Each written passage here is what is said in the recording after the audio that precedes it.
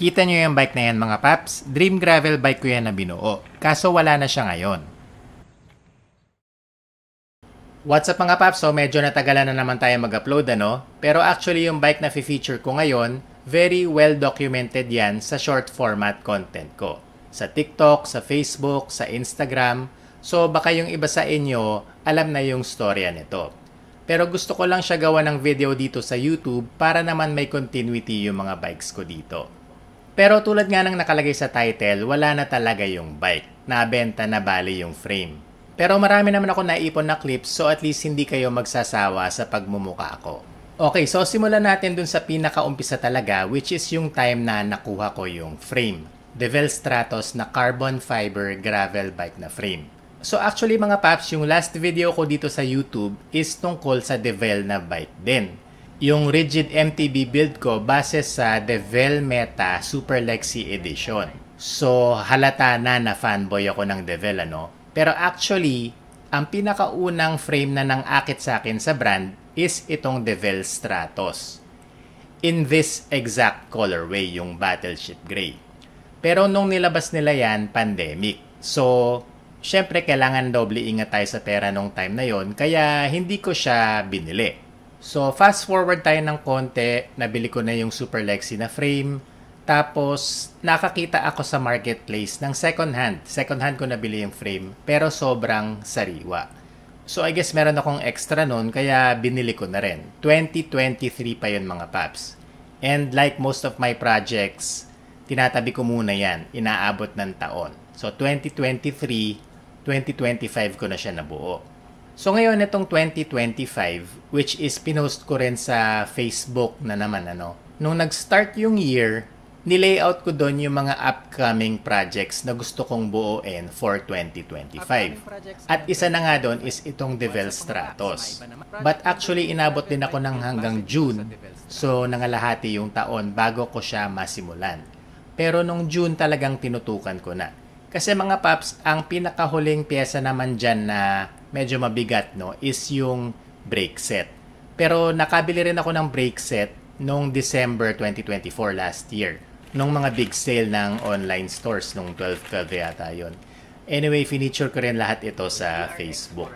So after nung nabili ko yon, mga maliliit na parts na lang talaga yung kulang ko. Medyo tinamad lang kaya inabot ng June. Okay, so anyway, sinimulan ko siyang buuin nung June, mga first week of July yata buo na siya. Fast forward na tayo, wag na natin isama yung build dito sa video na to. Kaya kwento ko na lang sa inyo kung bakit naman nawala siya ng kaagad-agad. So, balikan natin, July na, buo na yung bike. Ang kaso mo, July is maulan, di ba? So mga paps, nung nabuo yung bike, ayoko muna siyang gamitin nang mababasa siya. Kasi nga syempre kailangan ko muna siyang videohan. Pero nagamit ko rin yung bike kahit papano. Siguro mga overall mga 200 kilometers sabihin natin. So ganito nangyari mga paps. Meron din akong binuong isang bike na naman which is a Merida Silex gravel bike. Meron din kasing separate na kwento yan sa Facebook. Ang nangyari kasi mga paps, this year nagkaroon ako ng mga bikes na pangbenta. Nagsimula yan sa isang BMC road bike ng kaibigan ko. Tapos after no, nabenta ko siya. Bumili ako ng Dartmoor Hornet. Medyo natagalan mabenta pero eventually nabenta. Tapos yung pangatlo is Merida Silex. Pero hindi ito whole bike. Ang nabili ko dito is Merida Silex na frame. Tapos kinompleto ko na lang yung components. So, nangyari yan ng sabay. Buo na yung Devel Stratos, tapos binubuo ko yung Merida Silex na gravel bike. Ang kaso mo, ang kulang sa Merida Silex is brake set, tsaka a little bit ng drivetrain. So, ang ginawa ko, binaklas ko yung brake set ng Stratos, kinabit ko sa Merida Silex. Tapos kapag nabenta, may pera na ako, bibili na ulit ako ng isa pang brake set. Anyway, nasa Shopee lang naman lahat yan. So, yun ang nangyari. Nilipat ko yung brake set, tapos yung sa drivetrain naman, nilipat ko rin yung, actually yung cogs lang, tsaka yung RD. So, nabuo na yung Merida. So, natenga na naman yung Devel, incomplete na naman yung Devel. Ito namang Merida Silex, hindi siya mabenta-benta. Well, actually, as of now, I think 3 weeks pa lang yan nabuo na sinusubukan kong ibenta, no? So, doon ako nag-decide na what if i-post ko na rin itong frame ng Devel Stratos. Kasi actually mga paps, marami talaga nag-i-inquire dyan. Maraming nag-PPM sa akin, kumbaga. And needless to say, nabenta kagad yung Stratos. Yun, mga 3 days lang may buyer na kagad. So, okay lang. Ang nawala sa akin yung Stratos na frame. Pero actually mga paps, alam nyo magme-make sense lahat ito eh. Pagkatapos naman netong kapaguran ko na to, makikita nyo kung bakit maluwag din sa kalooban ko na ibenta lang din kagad yung Devel Stratos na frame. So anyway, sa video na to, hindi na natin iisa-isahin yung parts kasi meron na actually akong short video dyan. Pwede ko actually i-upload dito sa YouTube as a YouTube Shorts, ano? Or pwedeng i-link ko na lang sa baba yung sa Facebook. And actually, kaka-release ko lang din yan. As of this time na sinushoot ko to, no? Kaka-release ko lang din yan last week yung video na yan. Basta ang kailangan nyo lang tandaan is itong build na to is almost lahat carbon. In fact, ang hindi lang carbon dyan is yung crankset. So, carbon rims. Yung rims niyan, yung 9Velo GV35. Ginawan ko na rin ng video yan dito sa YouTube. Pinadala na ko ng 9Velo bale. Handlebar, carbon fiber, pero Shopee lang. Yung mga seat post, pati saddle. Yung crank naman, Majin na power meter na pinadala naman sa atin ng Majin din. So, medyo malaki yung tulong na nakuha ko sa sponsors. Kaya, nabuo natin to dahil medyo, para sa akin, dream gravel bike build ko na to actually eh. Okay, so sabi ko nga hindi na natin masyado iisa-isahin yung specs ano, pero bibigyan ko na lang siya ng parang short review dun sa time na nagamit ko siya. By the way, hindi ko siya nagamit sa trails. Pero okay lang yan more or less. Alam ko na rin naman kasi nagamit ko na yung wheelset na yon sa trails. Ilang beses ko na nagamit sa trails. So ito mga paps, yung bike na to, umabot siya ng 7.99 kilograms. Actually, sinadya ko talaga yon kasi ang target ko talaga is maka-sub 8 na bike. Unang weigh-in ko sa kanya was about 8.25 plus kilos. So, ang ginawa ko, nagpalit ako ng mga maliliit na pyesa hanggang sa mapababa ko ng 7.99. Actually, yung saddle pala ang pinakamalaki doon. So, medyo madali lang actually. Wala na akong binili ng mga parts. Yun lang mga nakatabi ko dito. Or yung mga galing doon sa isang bike ko, which is yung Trek naman. First ride tayo mga paps. Devel Stratos gravel bike.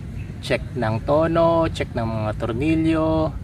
Ayan, nakita nyo. Wala pa siyang handlebar tape kasi ina-expect ko na mag-a-adjust pa ako ng drifters.